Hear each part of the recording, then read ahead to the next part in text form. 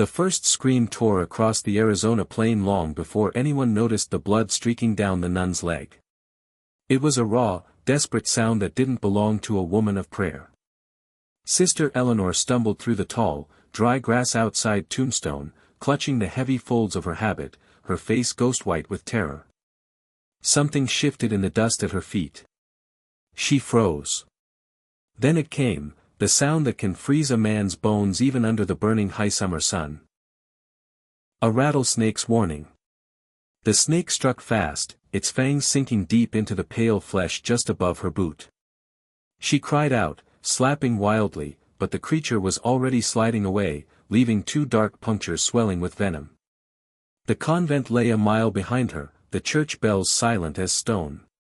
No sisters. No priest. No help. Except one lone figure. Thomas Granger, a 48-year-old rancher moving cattle along the fence line, heard the scream. He spun his horse around so sharply the animal reared. When he saw the black habit against the gold of the prairie, his stomach dropped. A nun alone. Collapsed like a broken doll in the dust.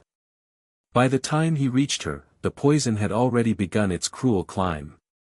She tried to stand, but her legs gave out beneath her. Shame and terror warred in her eyes as she looked up at the stranger kneeling beside her. "The snake bit you high on the leg," Thomas said, breath tight. "If I don't get the poison out, you won't live to see sunset." Eleanor knew what he meant. The wound lay too far up, buried under heavy fabric. Too intimate. Too improper.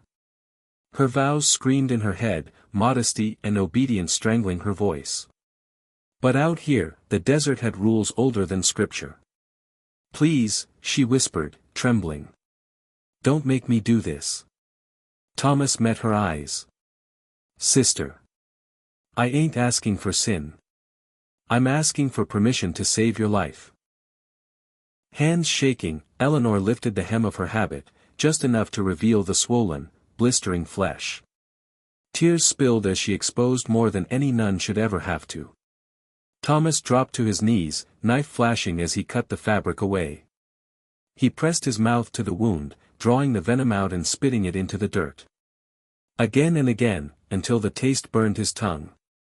They were so focused on life and death that neither noticed the wagon rolling up the road. They didn't see the 2 women standing in the back of it, jaws hanging open. Didn't hear the driver hiss a curse at the sight of a rancher on his knees between a nun's legs. By the time Thomas looked up, the wagon had already whipped around, racing toward Tombstone, carrying a story destined to hit town harder than a dust storm. And by sundown, that story had grown fangs sharper than the snake's. Inside the Crystal Star Saloon, men dropped their cards mid-game to lean closer. The words passed from mouth to mouth like spilled whiskey. Granger did what to Sister Eleanor. Nobody had facts, but Tombstone didn't need facts to feast on scandal. Sheriff Barton Clay stepped out of his office, cigar clamped in his teeth, greed glinting in his eyes. Clay, never friendly toward Thomas, especially after Thomas accused him of looking the other way on stolen grazing land, recognized an opportunity when he smelled one. He strode straight to the church where Eleanor lay recovering, pale but alive. She tried to sit up as he entered, gripping her blanket with white knuckles. "Did he touch you where he shouldn't have, sister?" Clay asked. The question itself was a slap. Eleanor's eyes flared. "He saved my life," she said. "If Thomas Granger had not been there, I would be in my grave." Clay didn't want the truth. He wanted fuel. He stepped outside and fed the crowd the lie they were hungry for. A rancher took advantage of a woman of God. That was all they needed.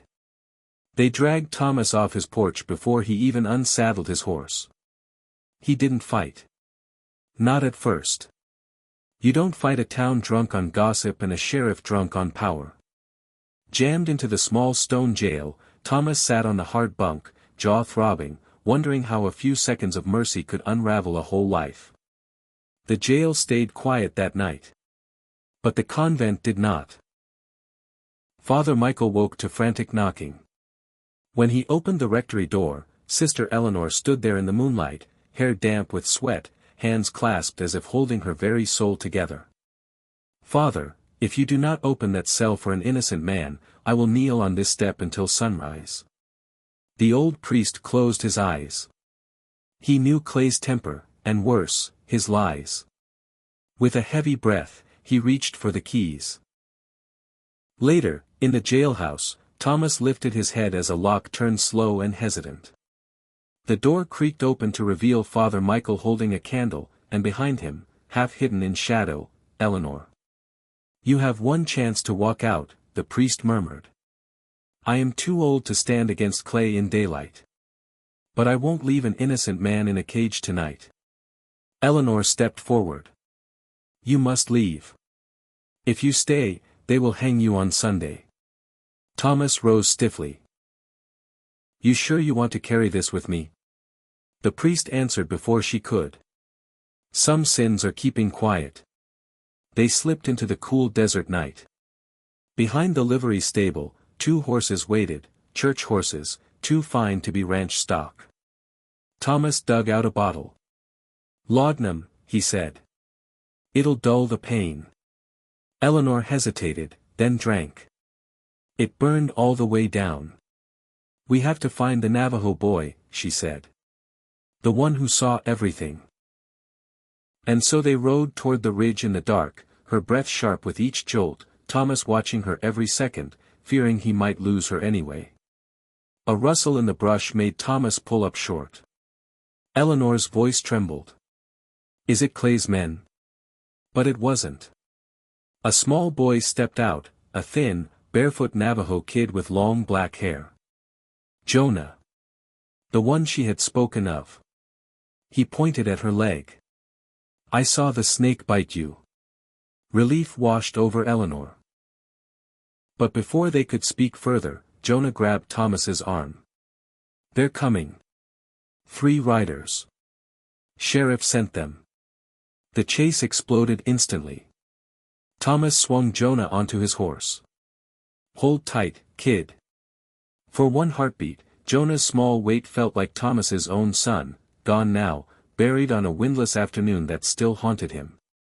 They tore across the ridge, dust flying. Eleanor stumbled in the saddle, and Thomas caught her with one hand. "You stay with me," he said.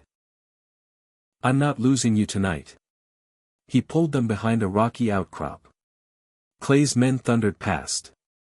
They waited until the night swallowed the danger. "Jonah," Thomas said quietly, "you ready to speak truth to a whole town?" The boy nodded. "I ain't scared of Clay." Thomas managed a weary smile. "Kid, that makes one of us." Sunday morning, the square overflowed. Clay stood like a rooster ready to crow. They dragged Thomas forward, wrists bound. Eleanor stood beside the church steps, rosary clenched in her hand. Jonah hovered close behind.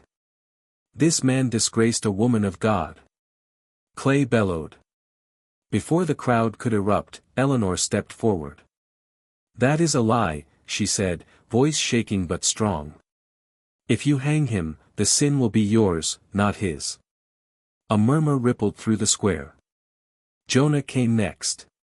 He told them everything, the snake, the bite, the fear. All truth, clean and simple. A man scoffed. "We're trusting an Indian kid now." The judge fixed him with a hard stare. "I'll trust whoever sounds like they remember what happened."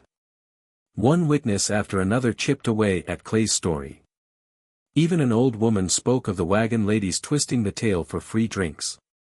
At last the judge raised his hand. "There is no crime here. Thomas Granger is free. And this town owes him an apology." Clay's secret surfaced by week's end. Men from the county took his badge away. Tombstone went quiet. At the edge of town, Eleanor stood by the stagecoach. Her bag was small, her heart heavy enough to drag her to the ground. She slid the wooden rosary from her neck and pressed it into Thomas's hand. "I can't give you my life," she whispered. "But I can give you my prayers." She met his eyes, voice breaking. I love you. But I gave my first yes to God. Thomas closed his fingers around the beads. Sometimes doing right hurts like hell, he said. This is my time to do right. She nodded, tears bright but unfallen. Real love, let's go. She climbed aboard. The coach pulled away in a cloud of dust. Thomas lifted his hat until she vanished into the horizon. Under that Arizona sun, he returned to his land, gentler now, watching the road for lonely riders and listening for the echo of her voice in the wind. Eleanor kept her vows in another town. But every rattlesnake sermon carried a piece of him. And now I'll ask you. Would you speak the truth if it cost you everything? If this story touched you, tap like, hit subscribe, and stay with me for more tales from the Old West. Now pour yourself another cup of coffee, or tea, and tell me in the comments.